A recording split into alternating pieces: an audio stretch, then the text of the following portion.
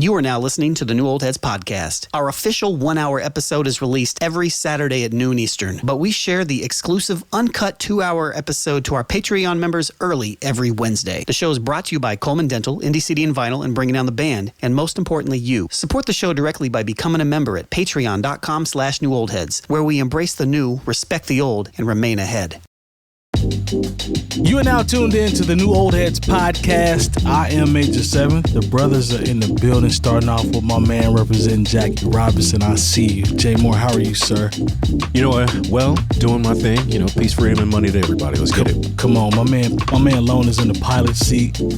Howdy. Looking happy. Thanks. I'm doing all right. I guess it's good that I'm looking happy. Yeah, I like when you look happy. Yeah, it's awesome. That's dope.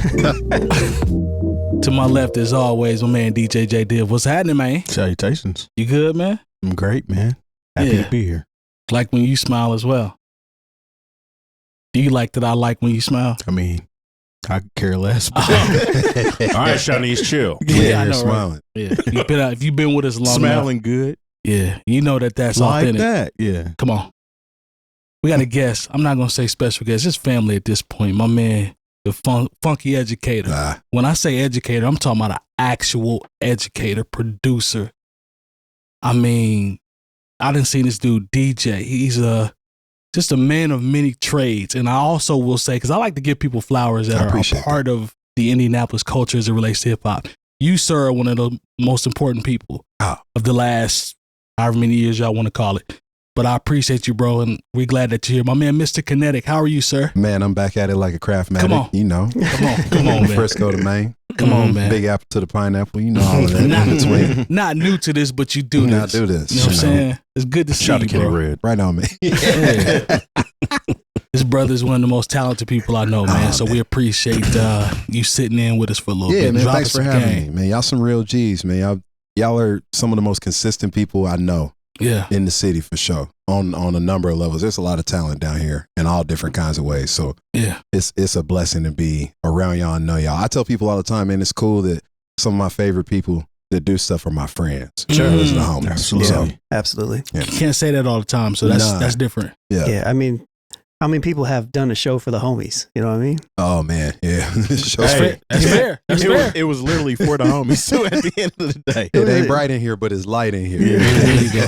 There you go. I like Shouts to that. Ad too. I like that one. Yeah, Was that the one with Ad or was that the one with Slot? This one was Slot. Slot A? And what's his name? Neek? Was Neek there? Wow. Yeah, I Was think Neek so. there? He I think Neek might have been there. We got a picture of that night somewhere. Yeah, it's somewhere, yeah. Shout out to the homies Slot A and Neek, Chicago, some of Chicago's finest. And Love Ad those too. brothers. And Ad too, yeah. Shout out to the homie Ad. Those are all Yeah. Chicago staples at this point. Absolutely. So salute to those brothers.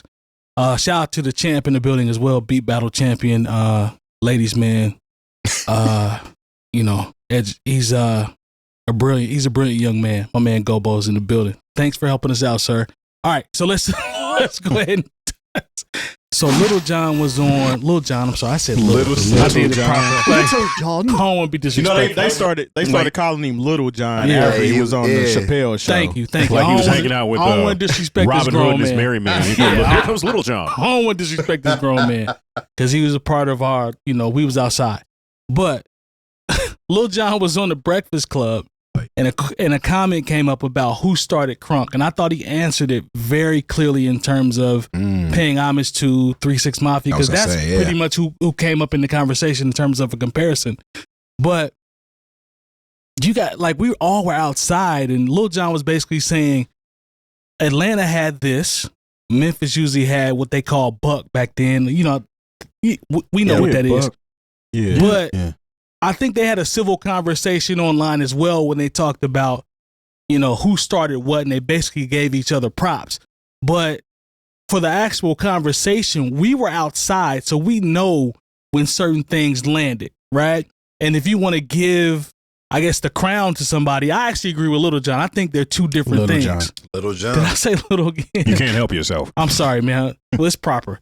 But and he looked and he got his weight game up now. He's in shape and brother looks good. Different. Come on, I'm happy for him too. Yeah. He off that crunk juice. He left it alone. Yeah. 100%. But what do y'all think about the who did what? Because I think they're two separate entities versus the argument about who actually started crunk. Is that fair to say, or? I think when I think about Memphis and like 3-6, I always think about somebody getting hurt. Like for real. Like some for real. Not like we not really in the club to have what we would call a good time. Like somebody gonna get hurt in here tonight. DJ Paul did say that. Yeah, like we getting ready to hurt somebody. Atlanta, it felt like there was still an element of like booty shake to a lot of stuff that was going on still, and then it just got more hype. Yeah. But like, I feel like it was segmented though. But in like Memphis, it just every time I hear 3-6, that early stuff like Mystic Styles and all of that, Gangsta Pat, all that stuff like that. Like, oh yeah, somebody getting hurt. Yeah, it was pretty much made to rile you up. Yep, I mean, A-Ball and MJG, like they somebody had getting hurt. talking about who's the crunkest in this motherfucker. Folks on the right. True. People's and a lot on the left. I mean, what are you going to do? What are you going to do being in the club and you claiming these sets and you seeing them over there? I mean, if you think about Andre 3000, what's the bar where he says we grew up on, what he say? We grew up on booty shake. We didn't know no better things. Yeah. So that kind of speaks to, you know, how that sounded back then. But I've always associated crunk with, you know, Atlanta, 100%. Well, that's because they kind of they pushed it into the mainstream. The word crunk. The word crunk versus the music style. Yeah. Because if you think about it, Hypnotized Minds and what Lil John, I'm thinking about. Call him Little John now. Lil John were doing. Little Jonathan. They were in the cul-de-sac, but they're different. Is that fair to say? Because y'all know that Memphis sound versus when there's crunk and, you know, Lil Jon and all that type of stuff. I think there's a difference there, but I think they handled the conversation well. But we were outside, so we know the difference. Yes, you know what I'm saying? Is it in the energy pretty much? It's energy. And even Lil Jon also brought up Master P's Bout It. Yes. Which was out around the same time. Now, it was just the energy. They didn't call it crunk, but it was just, you know what I'm saying, that energy of that song made you want to do something. But I remember A-Ball and MJG too. I mean, when they came out with, I think they was even on Bad Boy by this time.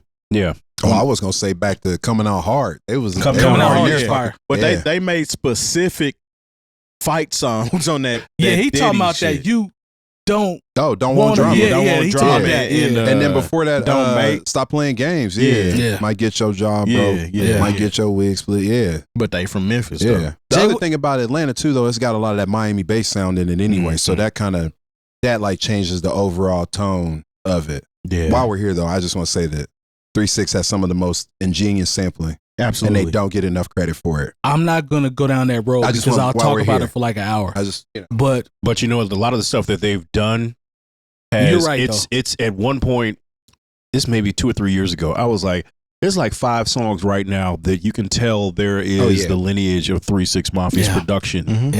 From, I remember G-Eazy had a record with somebody, and I just remember like, this is nothing but a 3-6 Mafia record. And I think I think enough so that they got paid from that. Yeah. So of course, that's like when he sued Travis Scott about using what song was it? Tear the Club Up.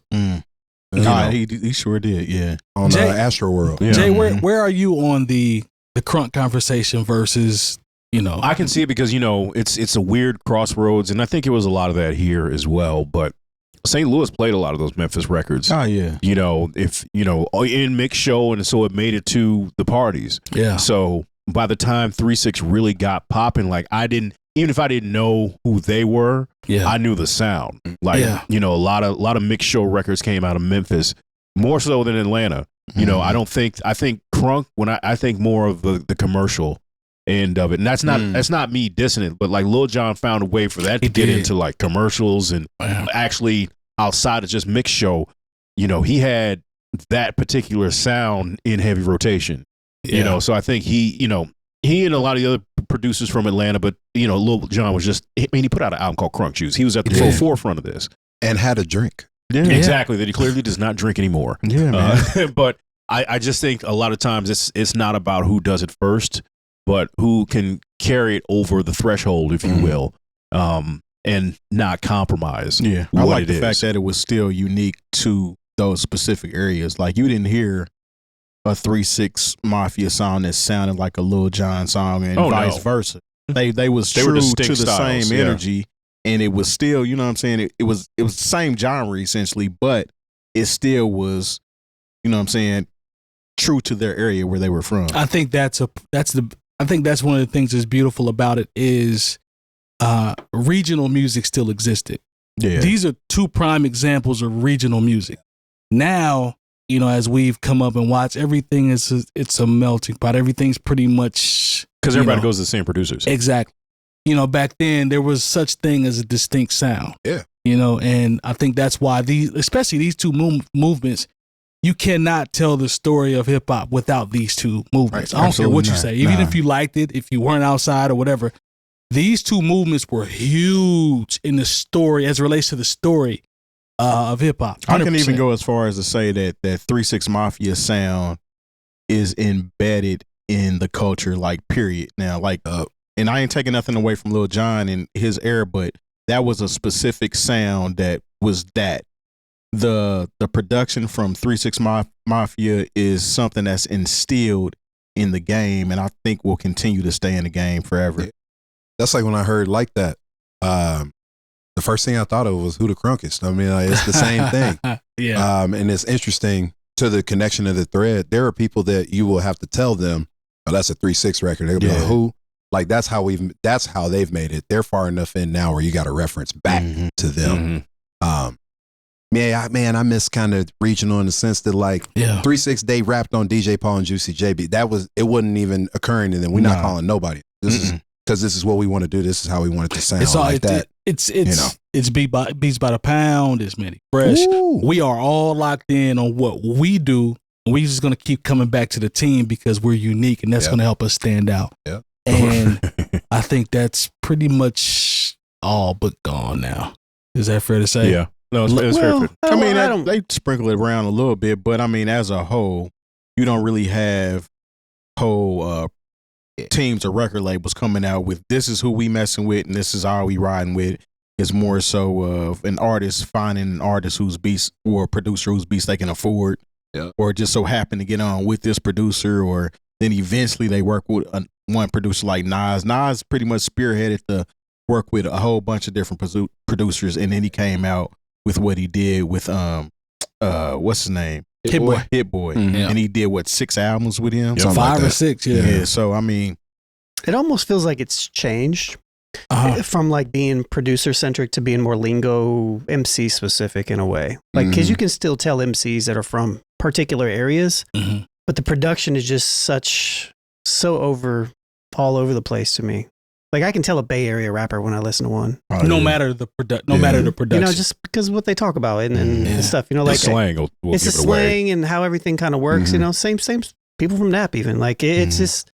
Yeah. I feel like it's more so, and it's always been that way. I just feel like the production stuff the sounds are just cross. Yeah, absolutely. It's all over the place now. Even with Larry June, like he ventures out a little bit, but he uses Cardo a lot, which is his sound. Like when you hear that, it's okay. This is Larry June, and a lot of them in that region have that same melodic sound too.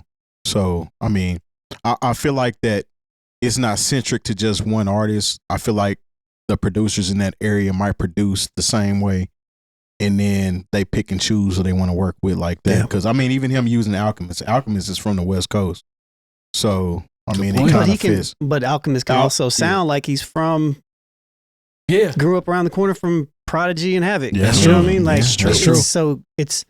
I feel like it's always kind of been that way. And I feel as a producer, we've multiple producers here. It's like, I feel like I'm versatile enough. I can go to different places with my sound. That's true. You know what I mean? But like, if I'm going to get on the microphone, it's going to be me. Yeah. That's a good point. You know? So. Well, no, shout out to both movements. I love to see legends have good, wholesome conversations that's not built around foolishness, and they can kind of talk about both eras and just appreciate each other. After years of rumors and what we call hip hop folklore, it's finally happening, and I'm excited about it. Nas and DJ Premier are officially dropping a full album together. So per Hip Hop DX, at the New York Comic-Con panel, Nas and Primo appeared alongside many of their legend has it peers to talk about their Marvel comic book collaboration and their next albums. Now, we grew up, obviously, listening to Nas, New York State of Mind, all the records that he worked with Primo, so we know how potent this combination could be. but can Nas and Premier deliver something timeless in 2025? That's actually a legit question. So let's dive into the idea of DJ Premier and Nas doing an album. So the question I would pose is this album what hip hop needs right now, or are we putting too much pressure on two legends to save a certain sound? I don't think, we're looking for them to save anything. Okay. This is about, if you're looking for Nas and Premier to save hip hop, I don't think. From what? Exactly. Good point. Good question. Exactly. I'm just want a quality project, because I'm a greedy hip hop fan. I'm that person that, still wishes there are certain things that would have happened 25, 30 years ago. And, if we could have got just a little bit of Helter Skelter with Ice Cube and Dr. Dre, if we could have, if we could just get into the Pete Rock and CL Smooth album, which we know is never going to happen at this point. So I just want this as a greedy hip hop fan because I'm a fan of Premier. I'm a fan of Nas. And I got tired of having to read about it in Scratch Magazine. That's how long ago it goes back to this being talked about. I think they were even on the cover of one of those. They were. Yeah. And so I got it over there somewhere. Lone actually has it. At this point, 8 to 10 records from Nas with no Premier production. We've gotten Premier albums. He's done wholly with Royce da 5'9". Yeah, a couple of them. Awesome projects. No one take anything away from them. Yeah, so it's not like either of them have stopped making content.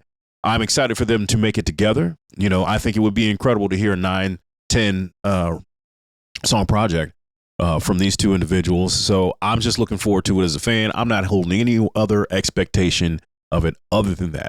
Yeah, I'm with you when you're right, man, because I hate to have to keep reiterating this when we get these artists from our generation that we hold at a high standard.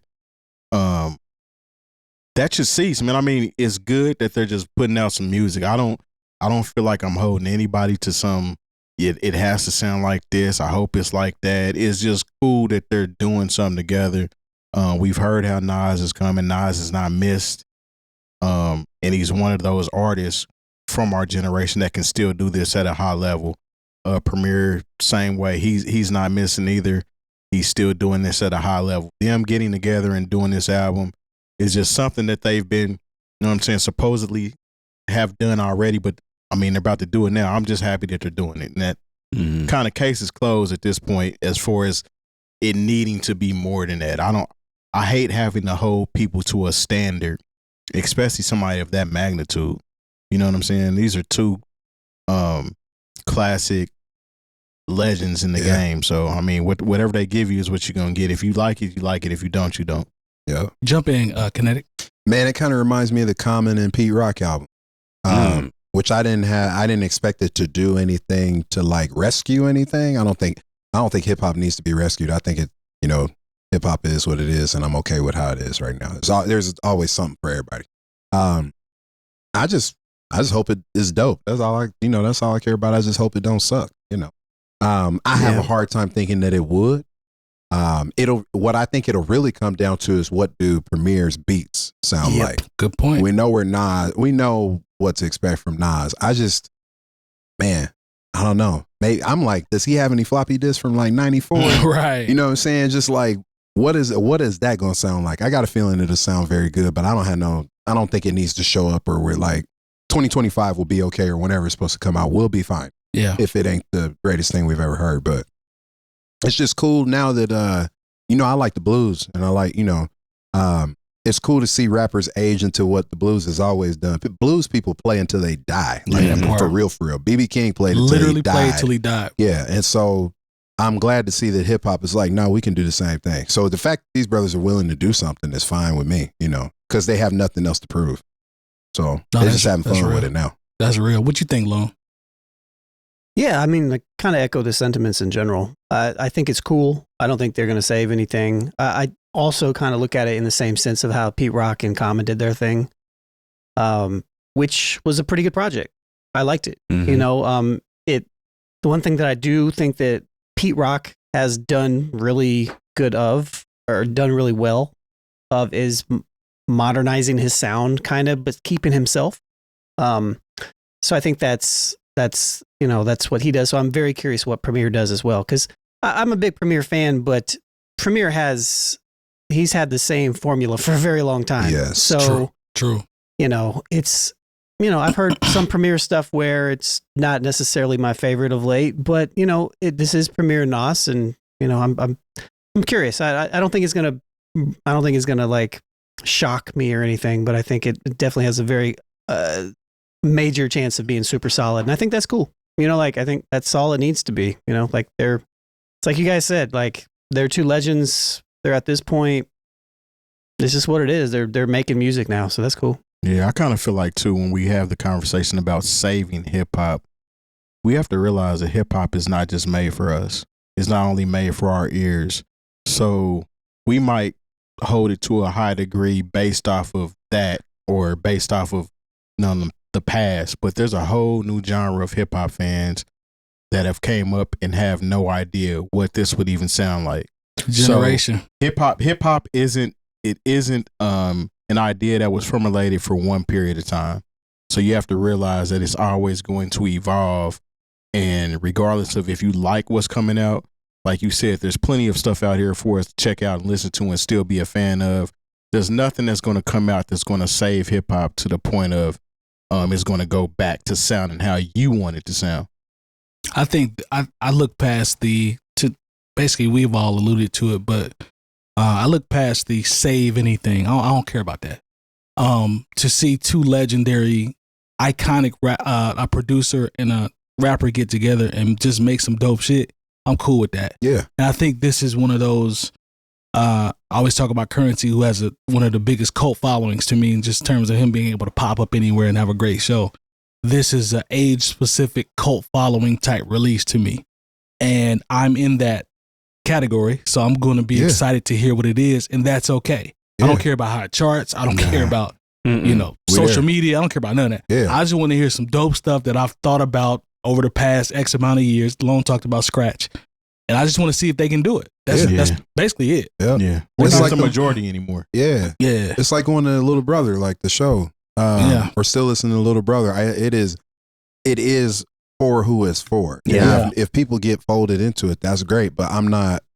Whatever, it's fine. It's the same. Like, I'm not really riding around listening to NBA YoungBoy. It's no knock on him, but I'm not going to be mad that somebody else is. I'm an adult. I don't have time for that. Like, That part. And that's a really good point. It ain't just for us. Because when you hear people talk about saving, that sound like y'all want everything to sound like 1994. I don't want to hear that. And I mean, personally, I don't want to hear that. As fans and creatives, we have a mix. So it's a little blend. It's blended. So, sometimes our opinions are different. Right. Because we've grown up in it, but we've also been a part of it. Yep.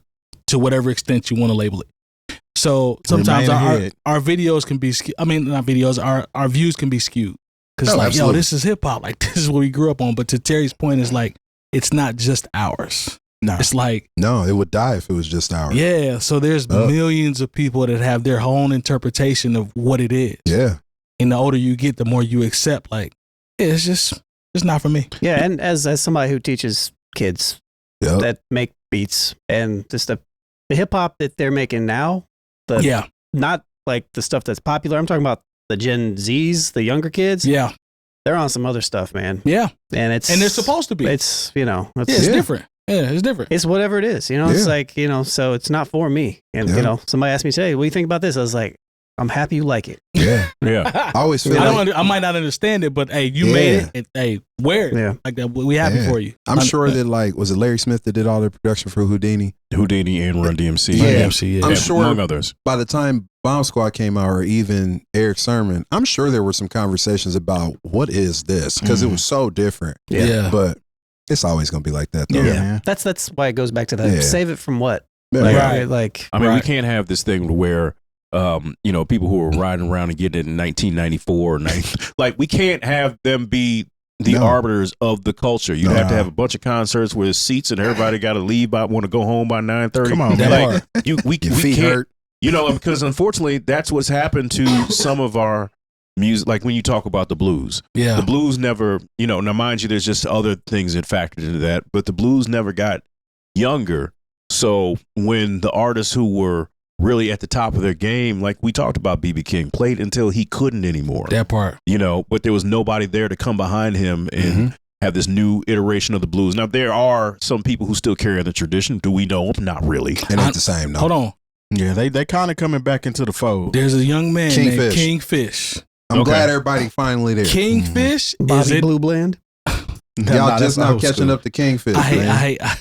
I hate Even him. Gary Clark Jr., man. Gary Clark Jr. plays some mean but blues. I hate him. But Kingfish is that guy. Kingfish. Okay. I've been a fan of Kingfish. Kingfish. Didn't Gary Wow. Clark Jr. play at the what was the Black Rock Fest here? I That made rock and roll. yeah, that one. Mm-hmm. Yeah, because I That's saw the second time I've seen him. I saw him there. Kingfish is that dude though. He's I would incredible. go see him live. He 100%. was here not too long ago with when Buddy Guy came through here. I think when they were down in Brown County. Yo, shout out to Kingfish. That boy is He's cold with anointed. Well, I'm glad that they're Not you know, anointed though. He's Wow, anointed. He that's- got that oil on him. with He's the anointed. oil. Wow. He's You just told everything about your life in one sentence. that boy He is is anointed. anointed. He got that oil on him. You ever heard old folks say that? He got that oil on him. Yeah, we old Yeah. folks. Old folks. Yeah, old folks. You old hear folks. you talking about somebody is anointed? You are old. Welcome. Welcome.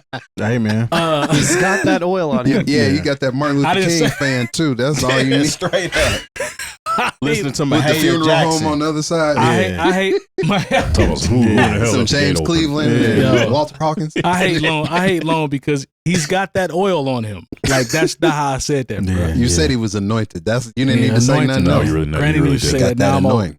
But let me I am ask, happy though. Yeah, he that- been here before. That's the 100%. next thing. Yeah. don't get me I started. am happy though that hip hop is able to evolve and still be here and not die out like some of the genres. Yeah. There's been genres that were hot and you hear nothing from that genre Yeah. ever again. It's That's just like true. it was here and Yeah. it's gone. Mm-hmm. So I'm happy, like regardless of what I like and listen to and am a fan of, I'm happy that it's still able to exist in many different Yeah. folds.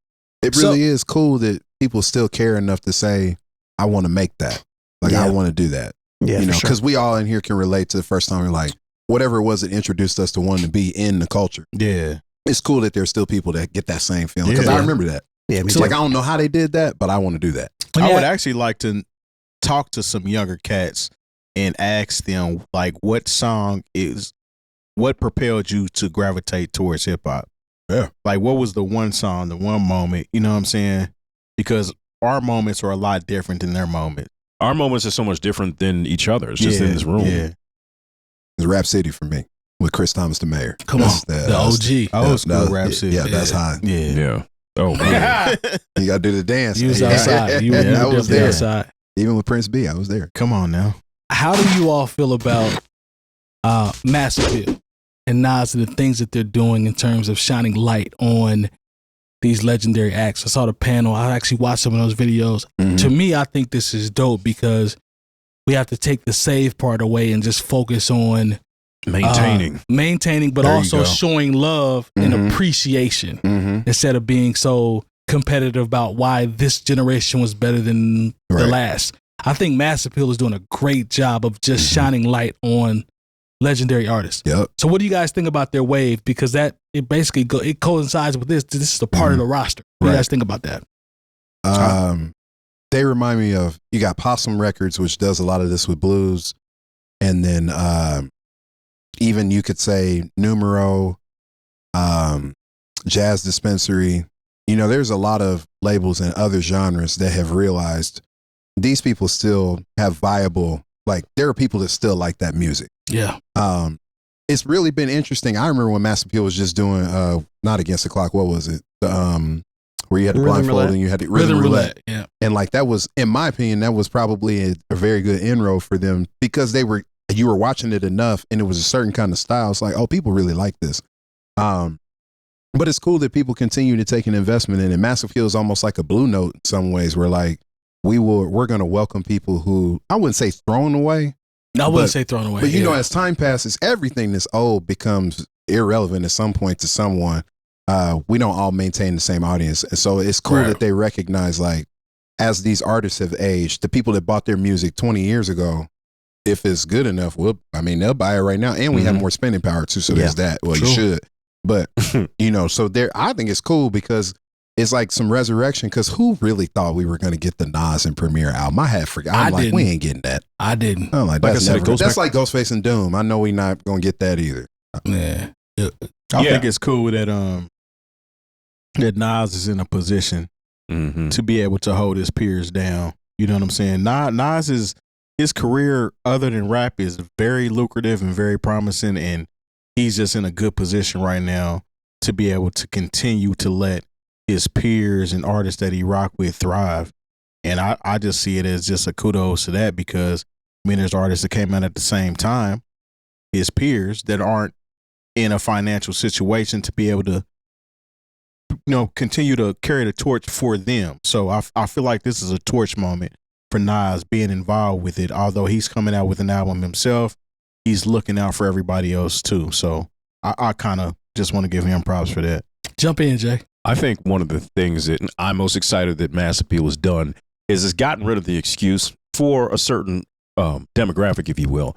They're like, man, I just wish I had some music from so-and-so, or just like, okay, man, you've got a Raekwon, a Ghostface, a Mobb Deep album all in the same year. Slick Rick. Big L, you know, and, you know, the Nas and Premier is on its way, you know. Comic book. Yeah. You know, you know, even outside of Mass Appeal, we got a Common and Pete Rock album. You know, Public Enemy just put out a record this Friday, you know, that actually was better than I enjoyed it more than I thought I would, you know. But I mean, just because like I want to hear old Public Enemy records. I'm from that era where, you know, I love those records so much, but like these records were still, if you like Public Enemy, you'd enjoy these records, you know. So I'm just glad that this is something for us that stop complaining about what the youngsters are doing. That part. Artists that you grew up on, they're still making records and you can pay attention. In fact, we didn't have to wait for Mass Appeal. It's always been like this. Yeah. It's just like we just have to be in a position to where we highlight it and say, and we have people get excited about, you know, making sure that I stay up till 12 o'clock and listen to whatever the new Nas and Premier is. You know, this is the kind of excitement that someone at my age wants to feel about the culture. You know, just because I'm not into NLE Chopper or Young Boy, that doesn't mean I'm too old for the culture. Right. What's for them is for them, but this is over here for me, and I'm going to enjoy it with the same fervor that I did when these artists first came out and I was introduced to them. I think. Go ahead, Lon. I'm sorry. Go ahead. Well, I was just gonna say it's also packaged in a way that the old heads can consume it.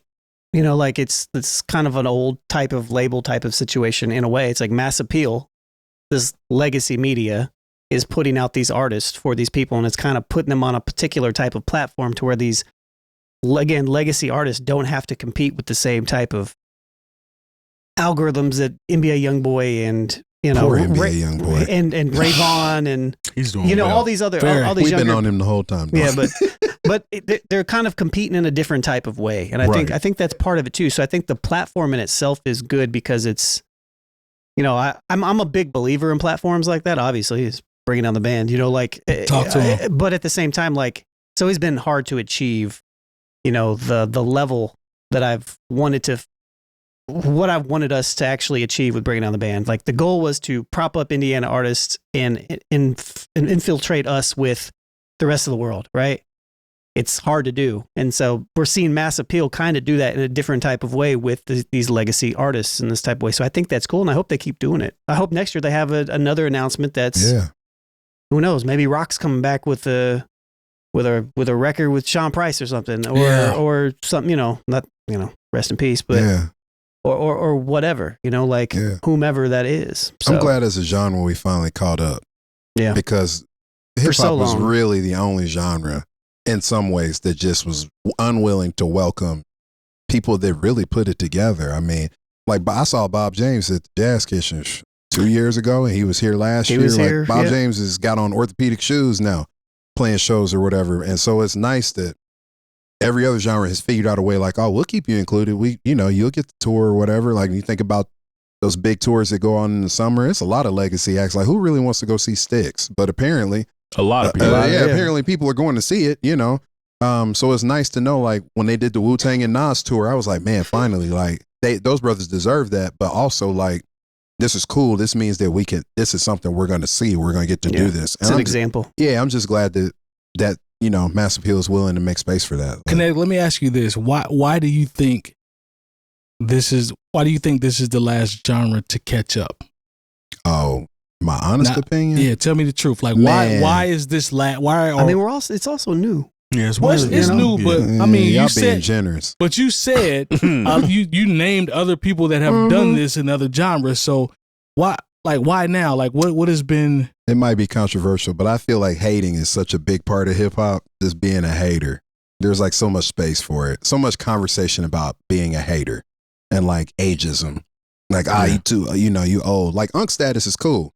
Yeah. But then, like, you pick up a microphone, it's like, you doing too much. Yeah. That's true. Yeah. There's some of that, like, man, we don't want to hear that from, Pops over there or whatever. But, I don't know. It's just weird like that. I think some of it is just appreciation. But I think, like, the content is like, as we get older, like, what are we going to talk about? Like, Andre said that. But really, I mean, we could just talk about what's going on with us. I'm not running around the streets no more. Right. So I'm not going to rap about that, but that's fine though. I mean, I'm doing other stuff. Like I am going to bed at 10 o'clock because I got to get up and go to work. Come on. That's real. real. You know what I'm saying? Like that's real. There's a bunch of people like, yeah, shit, I can relate to that. Yeah. 100%. Then you have to actually factor in that hip hop started as a young man's game. Yeah. So it wasn't initially thought of that you're supposed to do this as a career. You're supposed to do this while you're hot and then kind of age out of it and be cool with it. But I feel like some of the artists that came up afterwards was like, nah, actually want to keep doing this. I'm still good at it. Yep. So why should I stop doing it? And then you have artists that evolve their sound and content to fit with, like what you said. I'm talking about what I'm going through now. Fonte is the perfect example of that, man. Good point. It's like he does it at an elite level. It's the same level he was doing it at when he was younger. And it's that we're not aging out of being fans of hip hop. Right. You know what I'm saying? And I don't feel like we should always have to look back and have to listen to the old stuff just because it was a moment in time for us. I mean, hip hop is a way of life, essentially. So, like, I feel like I'm never going to stop listening to hip hop if I'm rocking with it or if I'm a fan of it. So, if a new artist comes up tomorrow and I like him, then that just is what it is. Yeah. I hope cats rap into their 70s and 80s. As long as they can get up and go do it, I hope so. Come on, man. Do the pops dance. Yeah, man. Mick Jagger and the Rolling Stones still out there getting that paper. Right, and the only difference is like, I can't name I don't know if the Rolling Stones have put out a new record in the last 25 years. They still performing. Yeah, so like, they put out something. And you would know. And it's, I mean. And they replace members and everything. Yeah, it's like I saw Wu-Tang. They claim it's their last tour, but we'll see until somebody's taxes get messed up. But, man, y'all know how it go. Yeah. I saw them, and while I was standing there, I was thinking like, yo, I've been rocking with these dudes for 30 years. Yes. Yeah. And like, for me, meth is underrated in my opinion in terms of longevity. That dude has been cold the whole time. He's still been elite MC right now. And so I'm standing here, I'm watching this, like they doing songs I remember like I had a bedtime when these songs came out. Wow. And that's a crazy way to put that. Yeah, and I'm like, man, you just stand there like, dang, this is really going on. Like I'm standing here watching Wu-Tang in an arena. Man. You know? I felt like that when I seen George Clinton. I ain't gonna lie to you. Oh man, because and that was supposed to be his last tour. Yeah, and since that happened, that was damn near 10 years ago. He liked performing too much. He does. He loves it. You know what I'm saying? But I wish that I was there to actually see the for real mothership land. My mama saw it, and to see him still out here doing it. Yeah. Hey, I want hip hop to do the same thing. Man. I think I felt that way at the Little Brother concert because we've grown up with them. Mixtapes, Chitlin Circuit, the listening, all that. We've grown up with them. And to hear them be on stage and be like, look, man, we trying to get out of here. We old. I know y'all got to go home. I know y'all tired. Like, I'm like, they went on a whole nother half. And then they performed for like 35 more minutes. But I say that to say all the promo material was like, look, man, we trying to get out of here by like 11 o'clock because we know all our fans got kids and practices. The fight was on that night. That was a part of it. Like, that's a part of the evolution of us as a fan. Yeah, man. And just being able to say, it's time to go home. Yeah, I'm tired. My legs was hurting at the Little Brother concert. I was ready to go home. Yeah, at the Wu-Tang show, I'm like, all right, y'all can be done. Once they started playing Triumph, I'm like, dang, all right, here we go. Man, I left the Wu-Tang and Nas and Busta Rhymes show early.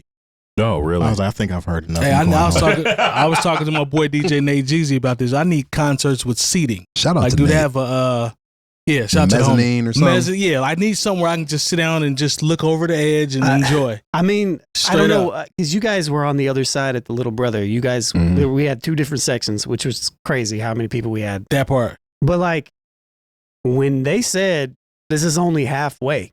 Yeah, I was standing right next to you. There was a moment where everybody's looking around like, I don't know.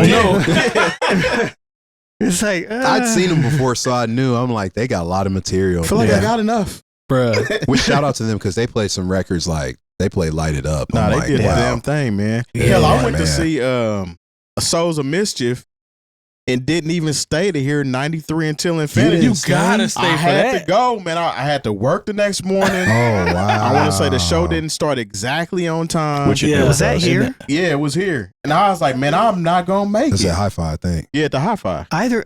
Did I? Open I up didn't for go them? at all. Yeah, I didn't even Did know. that tell you how I feel about Yeah. it? Hey, Yeah, I opened up for them. I did. Yeah. Yeah, I didn't stay either because Now, you cut out earlier. I had to go. Also not surprising though. Listen, He I probably just stayed. I'm like, disappeared, too. please, Yeah. please play 93 Infinity. that's Yeah, all you I know they that's was all gonna I play that need. laugh. You know I that was was gonna like, be but laugh. the show just kept going.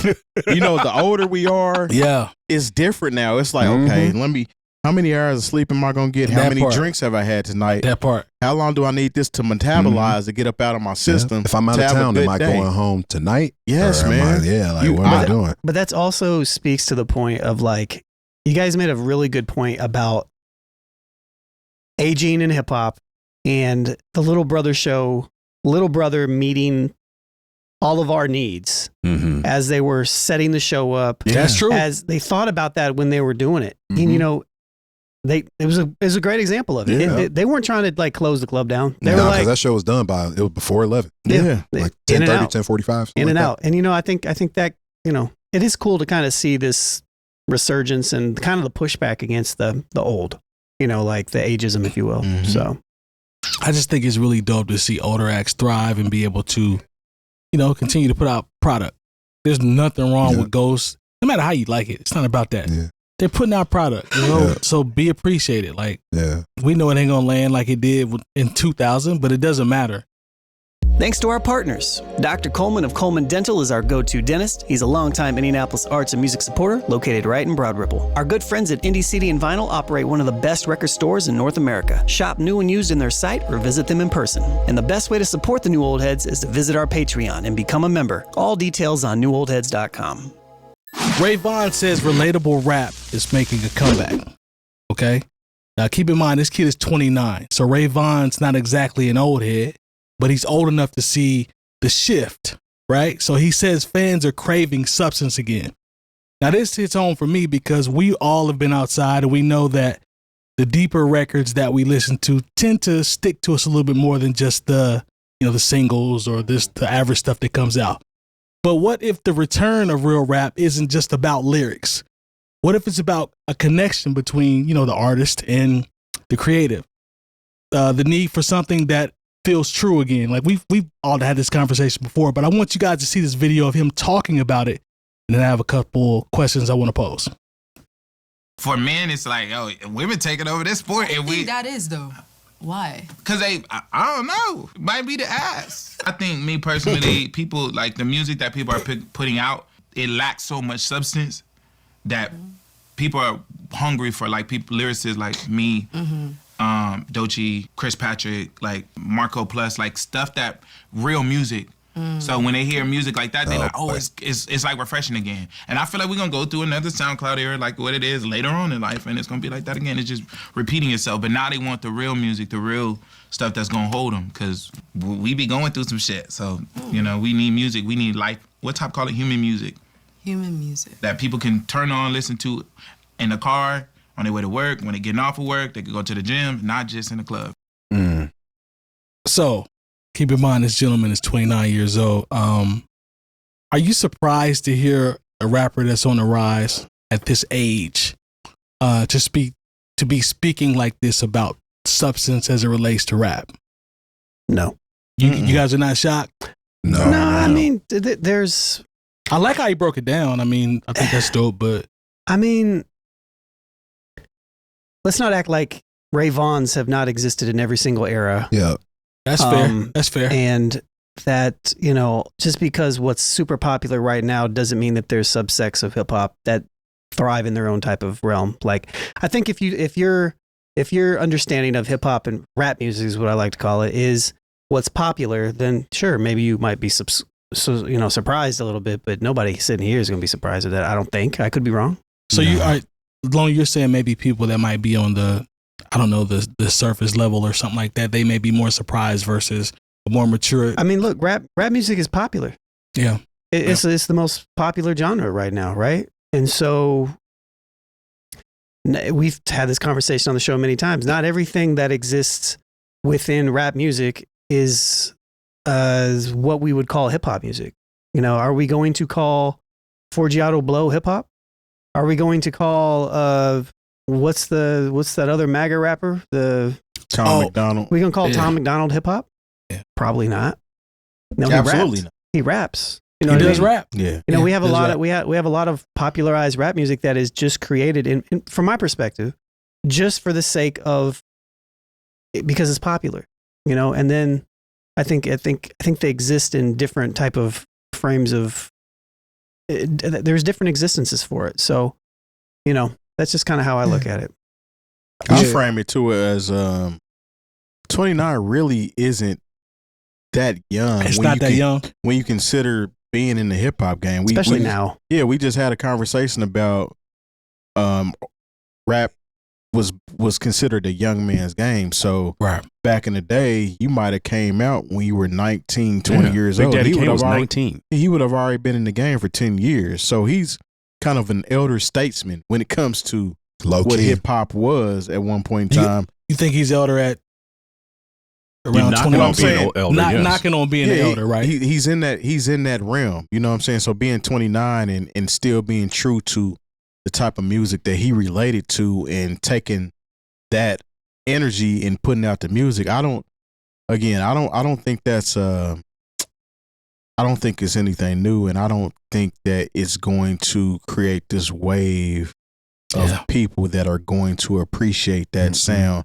I mean, it's ill because we're still kind of pulling at straws for people to actually admit that Kendrick is that dude. And that's his genre. I mean, that's what he does. They ain't going to admit it. Mm-hmm. So they still want the bullshit music, and it takes it's a different type of ear that listens to a Ray Vaughn, a Kendrick, who he say Doechii, and other artists that he talked about. Again, there's going to be segments of hip hop that people are going to appreciate, and somebody else might steer some that you might deem irresponsible or bullshit. But I mean, it is what it is. I mean, like what you like. Yep. Jump in, Kineitk.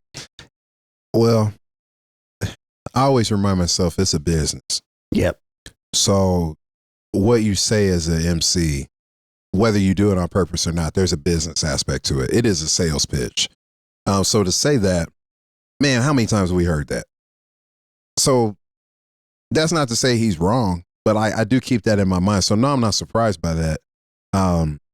But then I also have to remind myself sometimes stuff that we think is real popular, sometimes it ain't as popular as we think it is. Especially depending on how invested you are in hip hop. When you're like close level, like, you know, not a 10,000 foot view, when you're like 10-foot view of like hip hop, it's easy to feel like, dang, this is overwhelming. But if you zoom out and you talk to people, like, fortunately, I'm married to someone who's not a head. Yeah. But likes rap enough. So her perspective about it always keeps me in check that, like, what I think is really going on, it ain't that deep sometimes. Sure. And like, there's more people who are not listening to what I think they're listening to and are going to be okay with that. So like, I'm surprised, like by Doechii, for example, there are a lot of people who listen to Doechii. I'm like, damn, I didn't realize that many people listen to Doechii. I think that's dope too. Yeah, because I'm too busy thinking about, well, a lot of people listen to this. A lot of people listen to that. I just have to remove myself from that sometimes. So I'm glad that he said that. He's not wrong, but you know, I listen to a lot of Mick Jenkins. I feel like Mick Jenkins is very relatable now. Sure. He's also one of the dopest MCs. Yeah, Absolutely. Come on.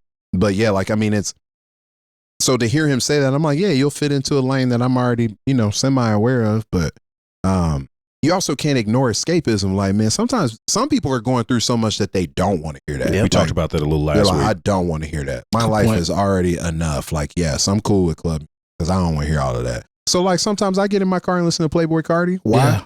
Because I don't want to hear all that sometimes. I don't want to hear you talking about all your life problems. Yeah, I and, absolutely don't want to hear all that. Yeah, the upper essence. Whatever and, Playboy Cardi's doing, I don't want to hear whatever the hell that you is. know, oh man, come on, Magnolia is a great record, man. You got to get into Rod it. Wave? Woke up like this, man. Come on, man. Y'all Rod Wave Yeah, fans? some Moneybag Yo, man. I listen to Moneybag Yo. My Playboy Cardi's a whole nother level. yeah. Rod The Wave beats is fresh though. Rod Wave Pierre is got some, Pierre, come out here. Rod Wave is he's a little it's good music, but it's more of a downer for me. But I like Big X Plug. That's Do you really? I do. I like Big X Plug. Wow. Didn't think I would like him, but I had to take my old school backpack off and actually listen to the kid. Wow. He makes some pretty good You drinking records. Casamigos now too then? Or like, how far are we going? Bro, he had some country records on this last joint. I was like, I like this song. I like He this got a good one. album. I like this He one. do. It's something about the kid's A personality. lot of white kids like him too. Hey, and he's For I real. didn't know that. Oh yeah. I didn't know that part, but I will Yeah. say this. It's easy to listen to. It's easy to listen accessible. to, and he is astute. I hear him talking about his influences and older artists, so you could tell some soul in the music. So Well, you come out rapping on the Whispers beat, man. Yeah, that already told me everything I need come to on, know. man. Some of the samples he picked, Yeah. Isley Brothers, like somebody put him on. So that's why I like him. But I don't want to steer away from what we're talking about. But He's from the city. yeah, I fool with him. I fool with Big X. Jay, what do you think about this in terms of this topic and Ray, and what he said in the video? I mean, I think it goes back to what Kineitk said. This is a sales pitch for him. At least that's how I feel. And I think there's some truth to it. Yes, because there's always going to be that music that hits you where you are. Like you brought up Respiration. I don't know what it was about that particular record, but I felt like where I was in my life and like just kind of a weird crossroads, seeing things with a new set of eyes, being an adult. Yeah. I could say I was living as an adult, at that time. That just struck me, and I feel like that's one of those records that will always have a special place to me because it was so real. It was it was so divorced from what honestly I was, because I was working in radio. As some people say, I point out too much, but that's where I was living. And, and also I was going to the clubs and like the music was good for what it was good for. Mm-hmm. This is 99, 2000, so this is when Hard Knock Life was crazy. Yeah. This is when DMX. This is Rough we're coming out of the bling era, There you if go. you will, and moving into another, stratosphere of commercial hip hop. Yeah. There you go. So when I heard certain things, Sound I was Mama, like, yeah. okay, I feel like.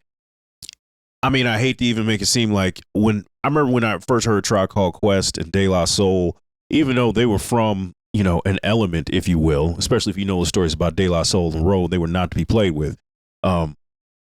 These were kids that I felt like I had more grown up with, not even specifically just it had a more of a middle class sensibility, if you will. It's from Long Island. Yeah. So, I mean, and I felt that even from Black Star, if you will, because these were like these felt like kids I grew up with. Like, they might have been in Jack and Jill, but they still knew where they were from. Mos Def was on sitcoms and and what's name's dad was like something important. Yeah. So I mean, there's always been hip hop that I felt I related to, more on a personal level, but. We can't get away from the escapism. There's not just a part of hip hop, but a part of the lineage of black music as a whole. Yeah. It's all they are always talking about things in the music that they don't have yet. They're hoping maybe they sell enough records and they can have a Benz or a Beamer. There are guys that were sleeping on their couch with hit records, and everything they talked about wasn't their immediate reality, and they're talking to us about things that are not their immediate reality. David Banner was living in a van. Yeah, 100%. making beats out of it too. So, can I ask both of you gentlemen a question? Because you guys are kind of going down the same path as it relates to this. But I heard you talk about a pitch, sales pitch, marketing, promotion. Are you alluding to the fact that this is inauthentic? No, I think it's just he wants people to listen to his music. Okay. I wanted clarification. Oh, no, because we're in an era where everything there are things that can just be pitched for the sake of social media, for the sake of being likes. So that's why I wanted to clarify, because I took it as authentic. That's why I wanted it seems in earnest to me. It does. Yeah. I mean, it's just, only time will tell based off of how he does or whatever. But no, it didn't seem phony. He seemed credible. And I don't know. We've been around this long enough to know, God, that seems authentic. True. And there's been times where we've seen things that have appeared to be authentic and been 100% bullshit. We've been around long enough to see it. Oh, there's some names. That there just you go. up. But boy. Even in the sales pitch, do you think? And it's something that, of course, comes up from era to era, where there's almost like this class warfare in hip hop, to where it's like, well, if you are intelligent and read books and go to work and take care of your kids, you'll like this.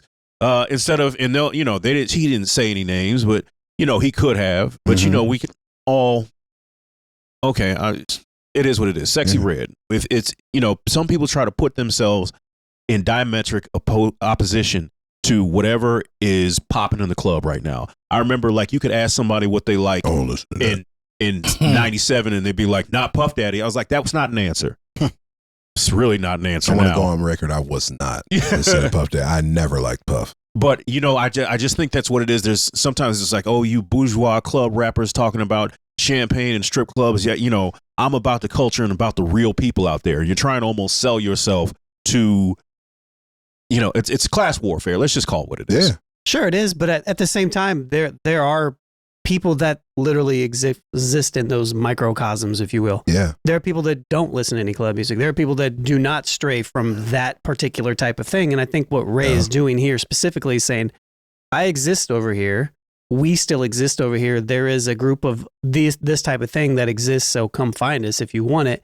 And it goes back to the first thing that I said too. Like these things have always existed. There's always been the multiple things. There's definitely a bunch of people that do like both, that enjoy the club music and enjoy this over here and enjoy, the escapism that you were talking about. Yeah. But there are people that enjoy all the variety of things. And I think that's cool. I think it's fine. But I also do think that it's sometimes when places like this exist or people like this, the Ray Vaughns, like sometimes we as humans need to classify things in a particular type of way in our heads, in our brains, right?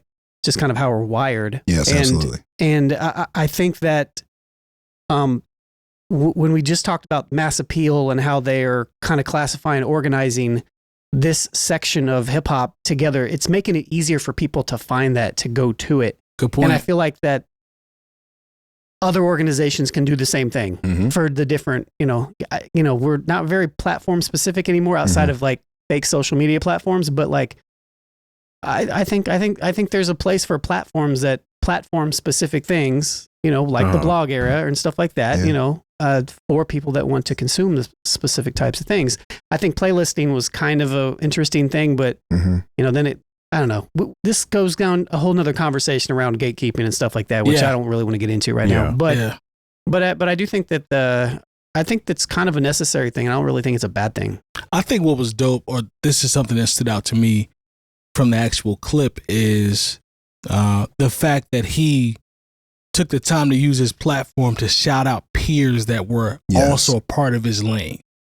I think sometimes we don't see people, give out those flowers to their peers, especially when you're being interviewed on a certain type of platform.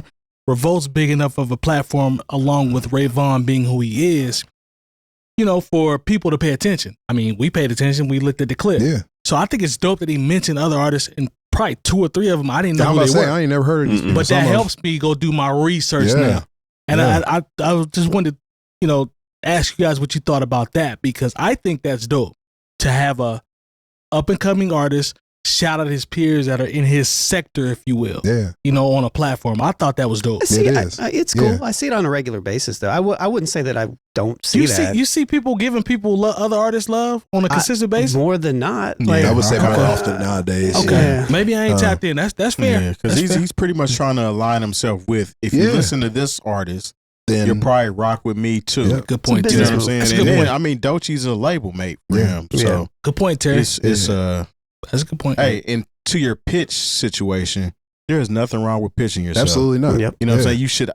You should every opportunity that you have, you should pitch yourself. I mean, that's how people get deals done. That's how things happen. Is you actually pitching yourself. So what he's doing, if he's using that platform to do that, so be it. I mean, he's doing a good job.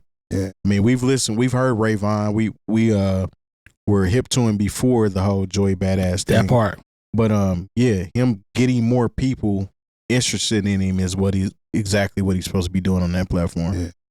Yeah. So run back go ahead. Real quick to what Lone was saying about categorization. You are right. It's actually hardwired. If you get into the neurology, it's a fight or flight or freeze response, because it's a survival thing. If we can figure out where things belong, then we feel like we're safer. So for humans to bring that up, it makes sense. That's natural to want to try to figure out, where does this fit? Where does that fit? So it's but in hip hop, sometimes you get criticized for that, like trying to separate things, but like that's a very natural human behavior. It helps us make sense of stuff. So every time I hear it, it makes sense to me because like that is, I mean, we all do that. Like, people that, if you've ever seen anybody segment their food on their plate, like they're going to put the greens over here, they're going to put the black eyed peas over here, the cornbread over here, and they eat them in segments. That's just a natural and I think human behavior. And I think with that too, I think Jay's point about both points that you guys made about the classism essentially within it. I think that's also, it's juxtaposed in there as well though. It doesn't mean that those things don't exist. Right. You know what I mean? But that's an important, this is an important line of discussion though.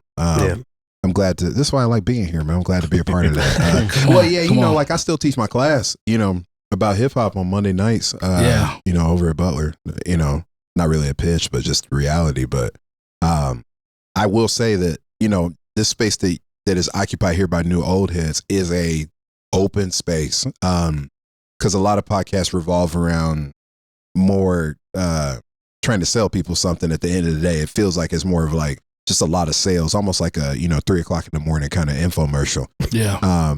But here, like that discussion is very important because that creates even another openness that people can have to hip hop. Just like, it doesn't have to be this, but I also think some of that is like being in between of like, I was hanging out with cats that got felonies and I was hanging out with cats that was honor students and listening to the way the rap would work. I'm thankful that that's the experience that I had. And having actual relationships with these people. Yeah, because like when Jeezy was popping, I mean, that's like 04, 05. Jeezy was everywhere if you were in those places. Yeah. And then Lupe was out at the same time too, and Kanye was getting bigger. So there's this, it felt like polar, but like really it was just, you go to the club, certain clubs, that's what you was gonna hear Jeezy. You wasn't gonna hear no kick push. And it wasn't that anybody like didn't like it. It's just like, dog, that's not running in here Saturday night. Yeah, like, back then I actually seen Kanye at the fairgrounds. 06, and Jeezy in the Mecca. Yeah. You know what I'm saying? Yeah. They were both popping at the exact same time. Yep. Yeah. And I think there's an unfair assumption that the people who went to the Mecca don't listen to Kanye. That was like, that's always been my thing. I'm like, that's unfair, man. Yeah. Just, because quite honestly, like, the people with the felonies, I know some of them too. They categorize them. They were leaning towards Lupe, and I just remember the people who went to college and considered themselves professional and had their little corporate jobs. Those were the people who were at the Jeezy concert. Camp and the Snowman. Yeah, I was there. Come on now. One of the things I really did appreciate, and this just goes back escapism. To once again, in a different way. In a different way, I'm escaping to that. Last time I checked, but I appreciate the fact that he did shout out, these other artists he felt was in his lane because he could have used that time to just shit on what is not.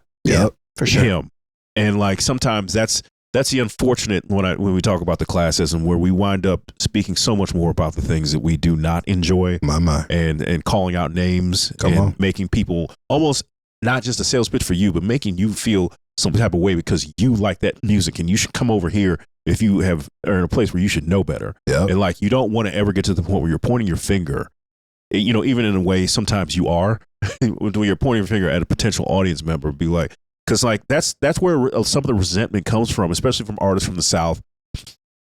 Because for a long time, especially if you were on the East, you just didn't get any love. It was like, get that country rap tune foolishness out of here. And the thing is, like, Pimp C would always big up like how he loved artists from New York. True. But it was like there wasn't that same reciprocation. It's the same thing for the West Coast because he would talk about, hey, East Coast comes out here, we roll out the red carpet. We go to New York and we get booed at the Apollo. It's kind of like a scarcity type mindset in a way, elitism. Yeah, there's a lot of things. There's a lot of things working in that whole conversation, like the whole dynamic, the geographic location of rap. That is a whole. It's your country cousins thing versus like it's a whole kind of I think the world just lost an all-time great, and I actually feel the loss. D'Angelo, acclaimed neo soul singer, who found fame in the 1990s and early 2000s, died today at the age of 51. I believe it was pancreatic cancer, if I'm not mistaken. We all grew up on D'Angelo. We were outside. We know that we have a connection with him, the neo soul, the hip hop community. He kind of was a fusion between the two, features, things of that nature. And sometimes I wonder if people really know how special D'Angelo was as a musician, as a songwriter, as a composer. He's got 3 projects. Brown Sugar to me is one of my favorite records. Voodoo, Chicken Grease, Africa. Like I used to listen to all these records. And then the Black Messiah that came out in 2014, I believe with Vanguard. Those are his 3 studio albums that are listed. But that Voodoo, man, that's one of those records that, you know, got me up out of there. Yeah. The live album is crazy too. Come on, Cruising on Brown Sugar. Yeah. All of that. But he's a Grammy Award winner, just a legendary neo soul singer, just a soul singer. I mean, he's one of the best of our era. I'd just like to hear what you guys think about. What are your thoughts about his passing and his impact and what his legacy will be? Because he was always one of my personal favorites. You know, it's always crazy when you hear the age. Yeah. When I see 51, especially being, you know, knocking on the door of 50 myself, you know, that makes you feel, it gives you a level of, it brings your mortality into mind, you know. So I think that's sad because, you know, you know, 51 is young, especially in this day and age. And, you know, maybe he had more things to do. Maybe he was satisfied with his body of work. He was not rushing, trying to give you his art, you know, the things that and that was never what he did. You know, the difference between, what was it, 5 years between Brown Sugar and Voodoo? Yeah. That was an eternity back then. Like, and then 14 between Voodoo and so Black Messiah. You know, he was, when you hear the Black Messiah, like he didn't make nothing about that was like, yeah, I'm trying to get this on the radio and I'm gonna do this and I'm gonna have a remix. No, this was an artistic expression that he was ready to give you all.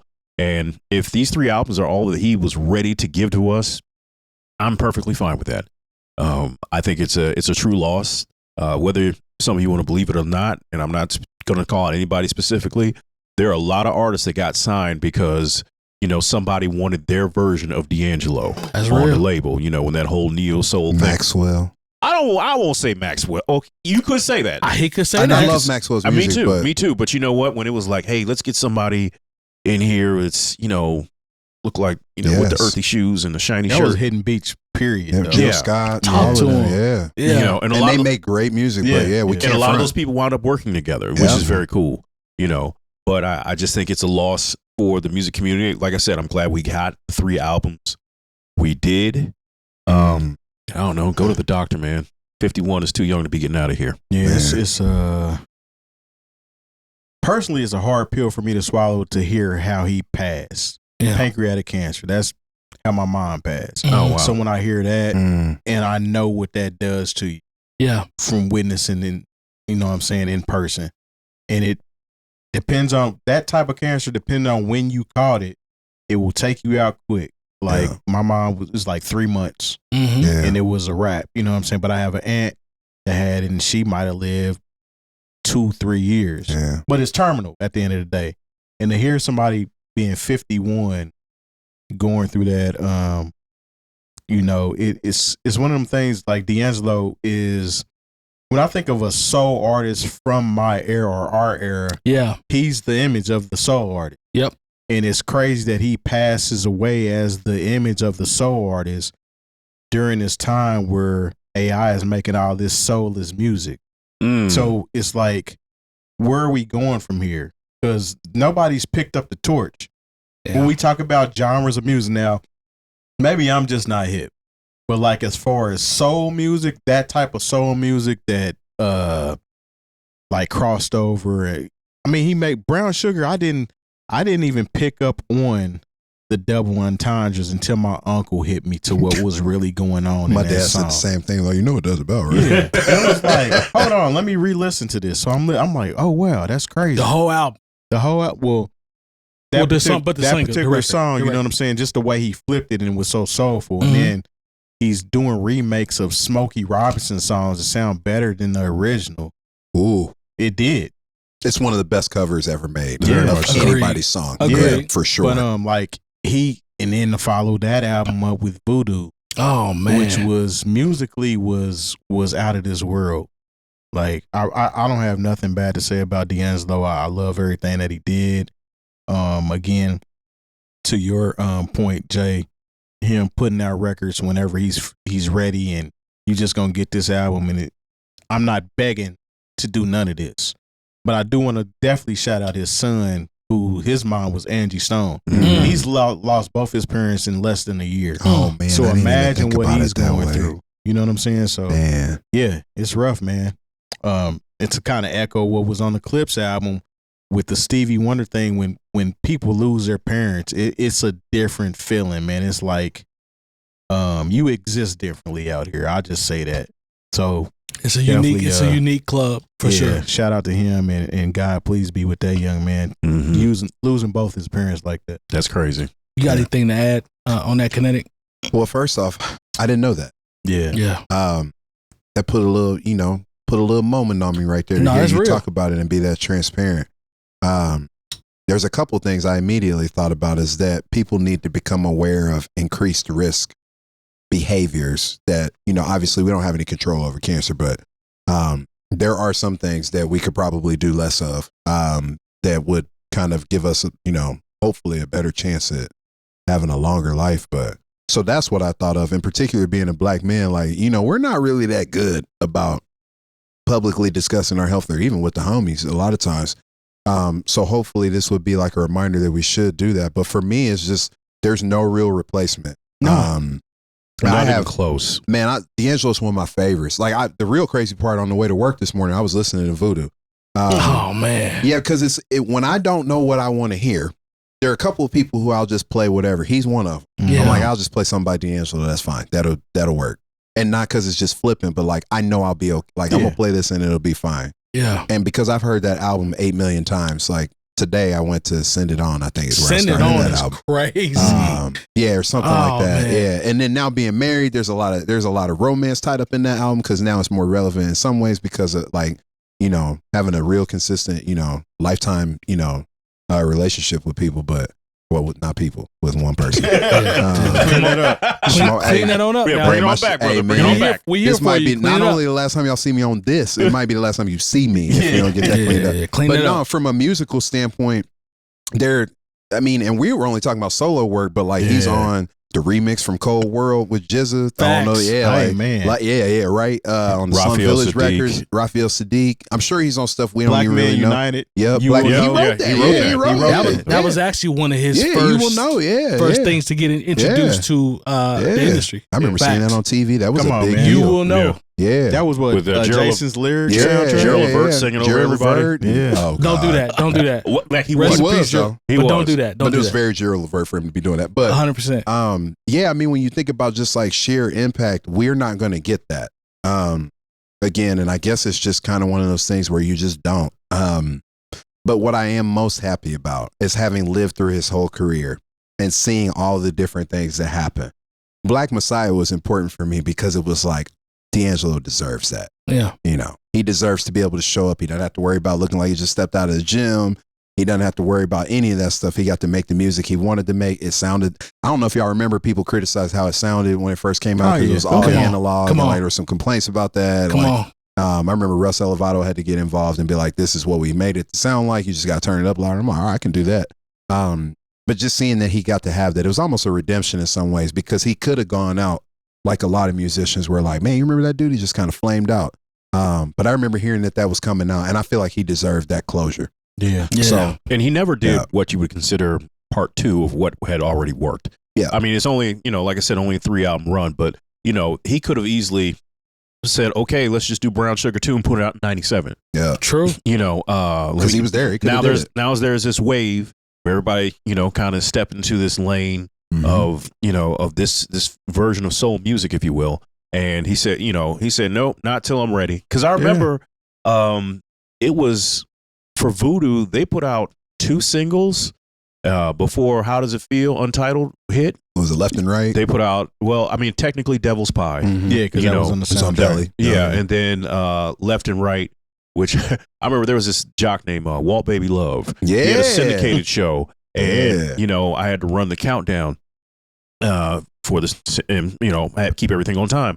And I just remember, if he felt the subject matter was objectionable, he would not take it out of the countdown, but he'd only play the instrumental. Yeah. So, because, Meth Man and Redman are on that record. True. And of course his work with Method Man on his second album, Breakups and Makeups. So there's, there's a lot of meat there, because everything that he put out it wasn't anything you could ignore. Even like, you know, at one point when everybody was heavy on internet stealing music, you know, you'd find all these D'Angelo remixes of things that I assumed were legit, and find out now because now they stream everything. You know, now you can find that remix of that 12-inch. If you they're very good. Certain companies are very good about that. Yeah. You know, so you know, there's Eric Sermon remixes and stuff that D'Angelo the done. Yoda album. That was the throwaway.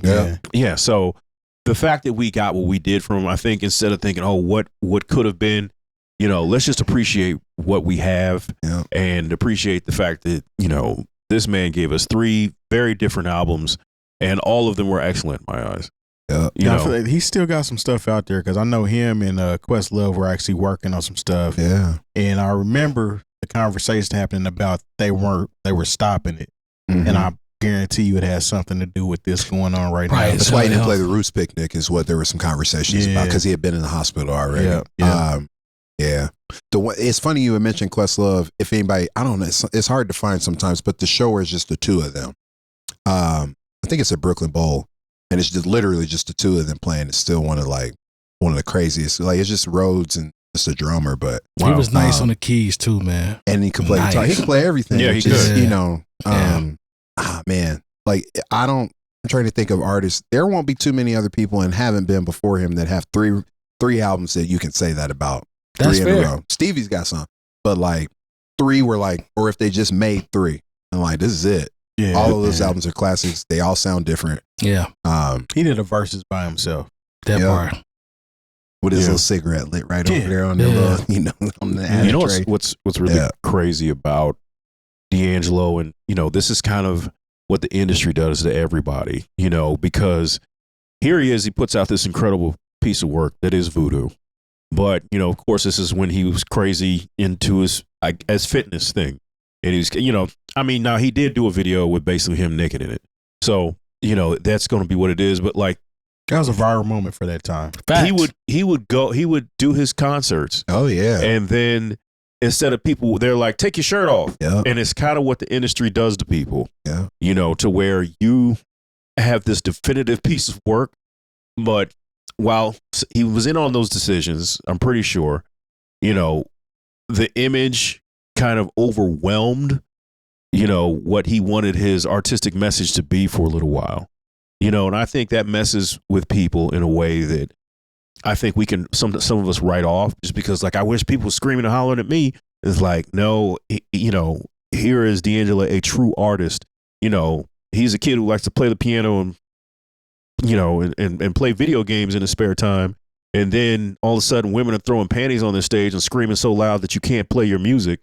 You know, it's kind of a thing that messes with people. So I wasn't surprised that he took 14 years to kind of gather himself and put out something, you know, as crazy as the Black Messiah. Well, he's one of them kids that started in the church too, man. And we've had that conversation a few times as far as artistry that starts in the church is different, no matter how you cut it. And I think I saw an interview with Erykah Badu once where she was saying like she got asked about D'Angelo or something, and she said he still plays. He's playing at his church every weekend. Yeah, just like it's normal. Like I'm just D'Angelo, but I'm still here. Yeah, that's like Zaytoven. He still plays in church. Shout out to him too. Yeah. That was, I think, the church aspect. Having grown up in church, that's why my parents were into D'Angelo. So you could just tell the organs. Yeah, like, it was very familiar. You know, the vocal arrangements, the way it all worked out. If you ever get a chance, there's a 33 and a third book about voodoo, and they get into some of that. About ultimately that is kind of what ruined that moment in his career. Is that it became more about what he looked like. And they kind of get into that, like how much of that was him, how much of that was the label pushing that. Like there's a lot of, but ultimately they talk about that's kind of what, you know, pushed him out. Because that was never really the point. I will tell you this. Some of the illest musicians you will ever run into in your life are at church. I'm just going to throw that out there. Ear, pitch, singers, bass. Because you can't fake it in church. Yeah. No, those are some basically. Those are some of the dopest musicians I've ever been around. Yeah, go ahead and sit out the afternoon service. I think we got it. I've been told to lay out before. Oh yeah, when I was playing bass when I was a teenager, I definitely got told a couple times. Just God rest his dead, my boy Peanut, man. He's one of the best bass players I've ever seen in my life. grew up playing in church since he was like 6 or 7 years old. Mm-hmm. Amazing. Yep. So yeah, that's a real thing. 100%. I think he was in Pentecostal church too, which is its own thing. Oh, yeah. So that's different than like facts. Yeah, than just very Baptist church. Yeah, heavy influence on music and spiritual aspect. No, for sure. And I think the only other thing that I would mention is that you guys kind of touched on it is just the overall influence. Yeah. That D'Angelo and his music, and also being a part of the Soulquarians. Yes. And when you inject Dilla into that as well, like the amount of influence that those two gentlemen, even together, even the little bit of influence when how the snares were hitting on voodoo and stuff like that, and how that is, it's everywhere, right? You know, so that is span time, and yeah, he's definitely a highly influential. Come on, so man. rest in peace to D'Angelo, man. Absolute I even still legend. remember how the voodoo CD liner, the book felt different. Yep. It was a It was different like type paper. of paper. Yeah. It wasn't a regular jewel case. It was a whole experience. I copped. And the whole thing about them going to where they had like some kind of, not Santeria, but something like that. That the drumming that you hear, they were like at a legitimate, like, kind of, I don't know how to describe it, but you could call it voodoo. It was probably more hoodoo than anything else. But yeah. That album is amazing, man. It's one of my favorite records. Yeah, I remember hearing it like, even now, that's a one of a kind. All three of his albums, in my opinion, are one of a kind. The melodies on that album were so crazy. Like when I first listened to it, I didn't know what the hell he was saying on some of them songs, but it sounded so good. Yeah. It was like, what is he saying? This shit is crazy. You know what was my record? All the songs were just different too, though. One More Again on Voodoo. Come on, man. I couldn't just play what I wanted on the radio when I was doing the Quiet Storm, but I did loop that up. So that was my bed I was talking over when I was trying to be like, yeah, go ahead and call it if you'd like to listen, man. Yeah, this is the Apology Jam. I'm gonna spit that drink. But so like that was, you know, I would try to sneak in a little bit of what I had to at the time and the way I could. But come on, you know, it's still to this day, man. Like when Brown Sugar, because like that was me getting ready to go to college. That's crazy. And just kind of having that and the I'll just call it out. We'll say it. Shit, damn motherfucker. I was like, this is the wildest. This is the wildest record ever. Like he's in here talking about like, oh, I caught you cheating. Yeah, you kill everybody. Yeah, it's real. Like, in fact, how they incorporated that into The Best Man. Yeah. Like it made a lot of sense. Yeah, it made a lot of sense. It's weird. It's like I brought up my uncle hipping me to what that actually what he meant in Brown Sugar. That was from a trip I went out to Cali and kick it with my OG uncle, and he would like put me on the music and shit. Yeah. So he had a sampler that had a bunch of songs on it before it actually dropped. So he was hipping me to some other stuff. Okay. I was like, this is crazy. I can't wait. End up grabbing it. And I mean, like I said, it's one of them artists that changed time as far as musically, especially from a soul point of view. So yeah. One of his most like kind of underheard songs, if you will, is a record he actually did about his son, and it's called I Found My Smile Again. Oh man. It's on the soundtrack for the movie Ride, you know, where Cedric the Entertainer Pops was driving the bus. John Witherspoon. Yeah, and it's the last song on that CD. Yeah, John Witherspoon. Yeah, so like, and it's, you know, because of label politics, I don't know if it's even streaming. But yeah, that's one of my favorite D'Angelo records. Yeah, it's fun. Like now sitting here, I mean, when I first started playing bass, Voodoo it sounds crazy, but it was one of the albums that I would try to keep up with because I learned how to play by ear. And so little did I know I was trying to play Pino Palladino bass lines or whatever, but I remember trying to capture the feel of that record, just, you know, because I couldn't always catch the notes, but I tried to capture the feel of it.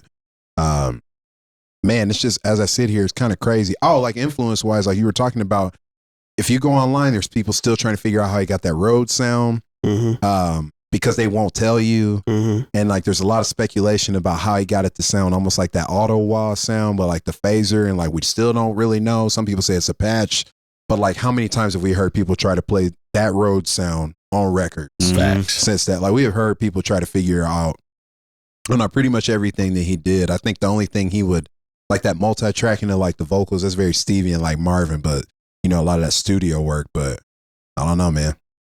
Fam was a musical genius, man. We were, like, to Jay Moore's point, we can end it here, but we were lucky enough to be able to see everything and blessed to be able to see what he the type of music they put out. Yeah, happy to have, something I think about, like, man, as crazy as life is, I'm so glad that I got to be alive during certain things. Come on. There's certain things where you like, man, we were lucky to see that. And that he falls in that category for sure. I saw the Brown Sugar video when it first came on video, I'll never forget, because it's multiple of him. I had to take Yeah, I remember when it was crazy when there was the Lady video, but then they came out with that remix with Premier. Oh yeah, and AZ and Faith Evans is in the video. Like it was a good time outside. Yeah. So Mr. Kineitk, I want you to do something for me. Is there anything that you're working on? Anything that you got to shout out? Whatever.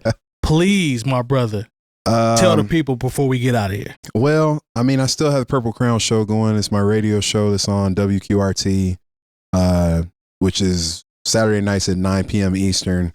This Saturday, we're up to almost 300 episodes. So nice. It's been on consistently since March 29th, 2020. That's on what's Saturday up. night. So I've been holding that down. I'm finally in a better life space to actually make some music and Come not on hate now. it. So come on. Yeah, if anybody that ever made music, you can relate. Probably like, I don't like any of this stuff that's made. And I've been in that spot for like 3 or 4 years. So it's nice to get out of that, try to put some music out here. But there you go. Yeah, man. It's like rapping. Every time I hit record, man, I feel like I'm 18 or 19 again. I'm never going to stop rapping. I see the passion in you though. Like the excitement is what we need to see. Yeah, man. You know, I still got to let people know I can rap. I rap a lot of cats, So I have to get some of these beats y'all over here making. No, Mo's playing some heat. He's got a lot of them. Just let me know. So do you. I do. He's like, I do. Mike got some stuff that he played for me the first time I met him, and I haven't heard since then. That's the most producer thing in the world. Yeah. Like, we all have music lurking around on hard drives that should have been done, came out. Mm-hmm. No comment. Shout out to this guy. I forgot we battled each other in the beat battle a long time ago. Yeah, that's one of my favorite moments. Yeah, I never forget. I'm gonna end it on this because I'm gonna give Lone his props. I never forget. I came back from Chicago. I said, Lone, they got this Jay Brookins beat battle. I got this going on. And Lone was telling me this person and this person. He was like, Mr. Kineitk's really, really good. He's good. And I was like, yeah, because I didn't know you. I didn't know you either. Yeah. Lone was like, look, you my guy. Love you, but be careful. Like, you were one of the be careful. So it's dope that we've been able to develop a friendship, man. And I've always been a fan. So we appreciate you rocking with us, bro. Yeah. It's always good to be here with y'all, man. Y'all are good people. Yeah. So. All right, man. I think we can. And always zit. Zit. Oh, man. Yeah. Oh, yeah. That's a different story to tell. But shout out to Beats and Breakfast, man. That's one of the coolest ideas I've ever been involved in. One of the illest ideas I've ever seen in my life. Yeah. Shout out to my man Lone. Yeah. Shout out to Skits, man. Yeah, shout out to Skits. NewOrleans.com for all the education you need this year. If you see it, like it, subscribe. Hit any bell you see for notifications. Don't forget to give us 5-star ratings. And also check out our Patreon site where you can get unedited, exclusive episode, full length joint. That's where all the good stuff happens. 2 hours. We appreciate your support, and we'll see y'all next week. Peace. Yeah. Bye.